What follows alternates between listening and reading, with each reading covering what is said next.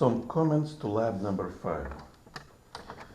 We have a capacitor that is connected to a battery. That's a negative electrode terminal, positive electrode terminal. And now we have a resistor. It represents the total resistance of the whole circuit. An ammeter to measure electric current. And again back to the capacitor. And this is the voltmeter. It measures voltage across the capacitor, which is the magnitude of potential difference between these 2 points. And so there's of course in general electric current traveling through this circuit, current, voltage. The first intention is to write the Ohm's law. The question is, what voltage should we use in this law? Is it the voltage of a capacitor? No. A battery? No. In physics, when we write the law, all variables in this law must belong to the same physical object, and R represents the resistance of this resistor. So this electric current travels through the resistor, and of course there has to be the voltage across the resistor. And the Ohm's law we only can write for the resistor. But these 3 voltages, the battery provides a fixed amount of voltage. Well, people call it usually EMF, outdated term, electromotive force, and it's based on the internal properties of the battery, and the voltage provided by the battery should be equal to the sum of the voltage across the resistor plus the voltage across the capacitor. That's the most important law for this lab. We could rewrite it using the Ohm's law. The voltage of the battery is supposed to be equal to the sum of IR, and well, we know that by the definition of capacitance, charge, capacitance, voltage related like this. So voltage across the capacitor is equal to charge divided by capacitance. And again, electric current by definition is equal to the rate of change of charge. So we can rewrite one more time this equation. And this equation now represents a differential equation, and the unknown is the charge. The charge as a function, because it changes. Starts from 0 when the switch was just closed and eventually goes to some maximum value. And according to the same equation, that maximum value of the charge is related to the maximum voltage across the capacitor. Now we need to figure out what this value is equal to. For that we watch the video in full carefully, and it tells us that the maximum voltage of a capacitor is 4.8 volts, not 5, not 70. I don't know why would some come up with those numbers, but 4.8 volts. What about the voltage across the battery? Well, it's also 4.8 volts, because if we use this equation, when we wait long enough, when capacitor is fully charged and when the voltage across the capacitor is not changed anymore, reaches this value 4.8 volts, electric current should become equal to 0. Electric current eventually disappears. When capacitor is fully charged, fully means we cannot add electrons anymore, so they cannot move through the circuit anymore, and electric current becomes 0. When that happens, when electric current becomes 0, the voltage across the across the resistor becomes 0, and the voltage across the capacitor becomes equal to maximum value, which is 4.8, and that makes the voltage provided by the battery equal to 4.8 volts as well. Alright, so a couple of notes about the measurements. Well, if we start the video, why would they talk in the video? I don't know, but they do. And first we need to find when, that was too much, when it all starts happening. So far as nothing is happening in the circuit, right? So we have to close the switch.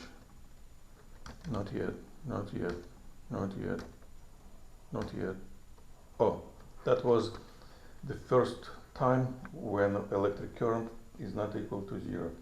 But what I did wrong is, as some student as well, I didn't change the resistance. For your lab you have to use the 10 kilo ohm resistor. Alright.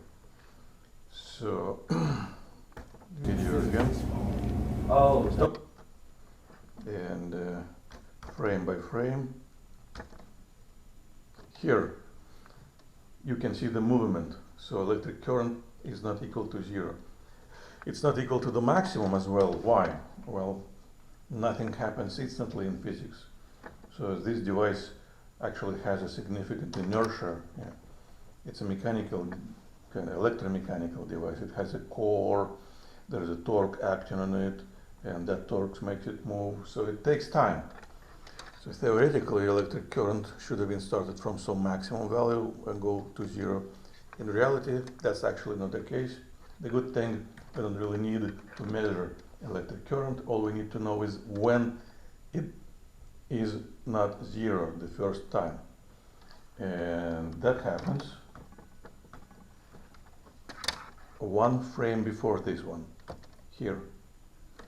So now we can set this time to 0, you see? It's not 0, and I want it to be 0. And now, starting from this instant, we can measure voltage across the capacitor as a function of time, and write down the data in your notebook. Time, voltage across the capacitor. You should take around 20 data points. And the maximum will be 4.8 volts if you wait long enough when voltage stops changing. But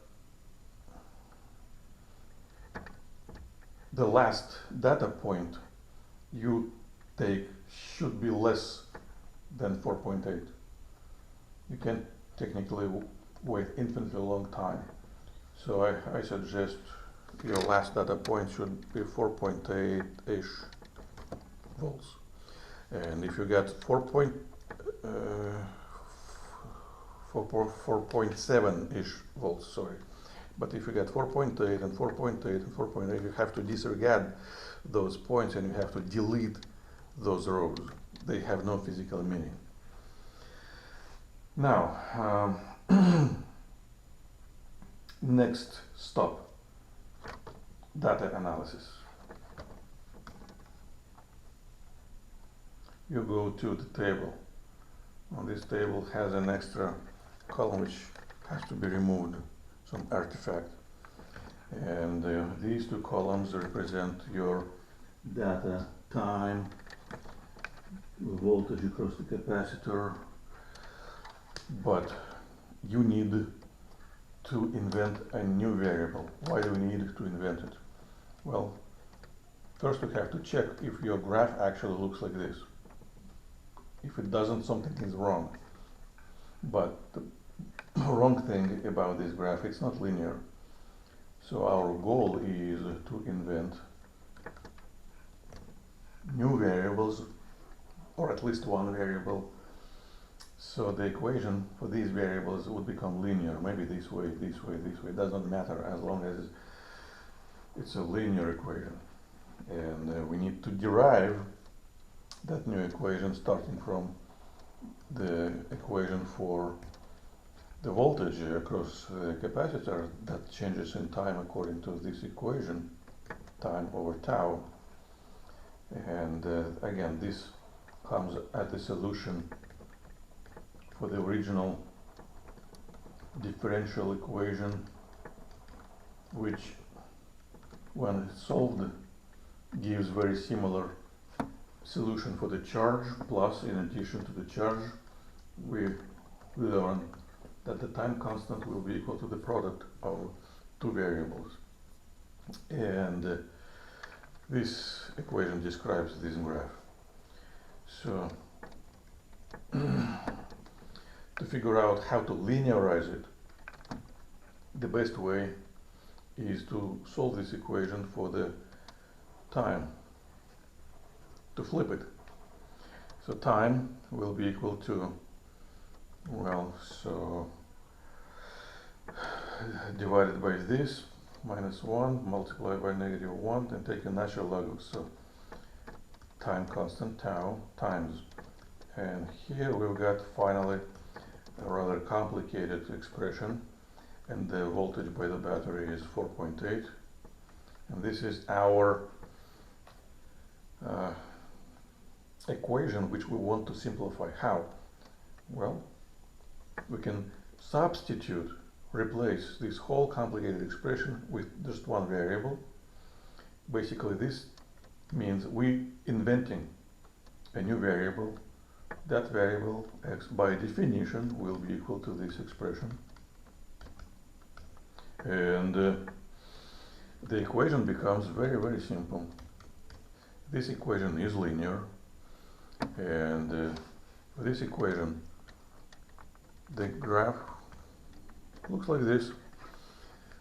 Nature doesn't care how we sketch graphs, so I want to have x on the horizontal axis and time on the vertical axis.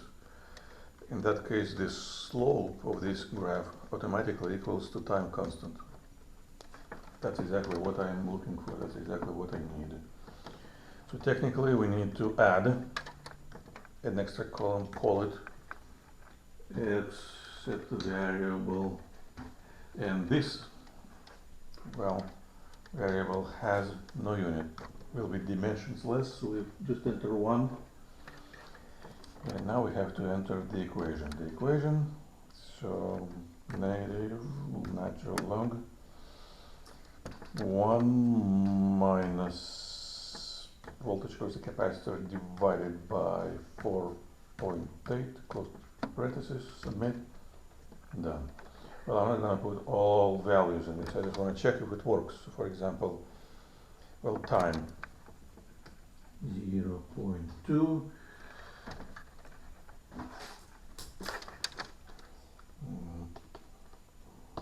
misspell it, 0.2, because that's supposed to be seconds.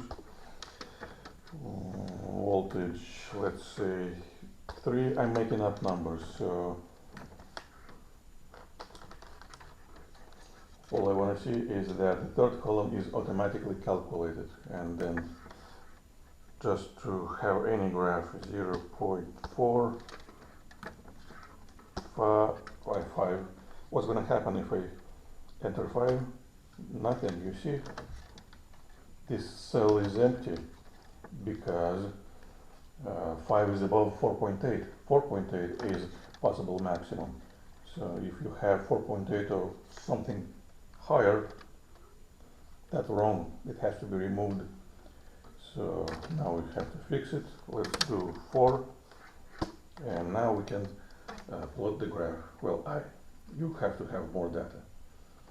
Of course, now I want to choose my vertical axis as I want to, time, and my horizontal axis as I want to, x, and do a linear fit. Either works, proportional, linear, and this fit gives me the slope. So this slope is equal to this constant 0.2466 seconds. But according to my equation, time is proportional to x, hence time constant is equal to the slope. So my time constant is about this.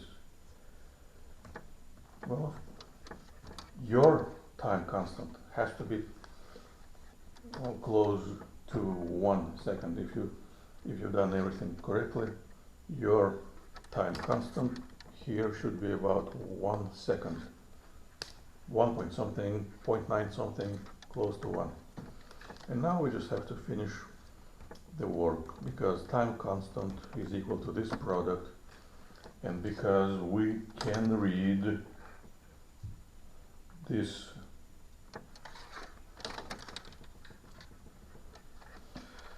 resistor has the resistance of 10 kilo ohms.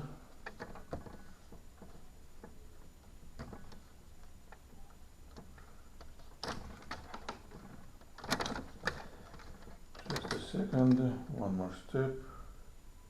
Just a second. So conclusion. About 1 second should be equal to 10 kilo ohms times capacitance. So this expression assumes the use of international system of units, SI units. So when I solve this for capacitance, I automatically have farads, but I need to convert the answer into microfarads, so times 10 to the 6, 100 farads, so close to this, maybe 95, maybe 105, or something like that. And now we are finished.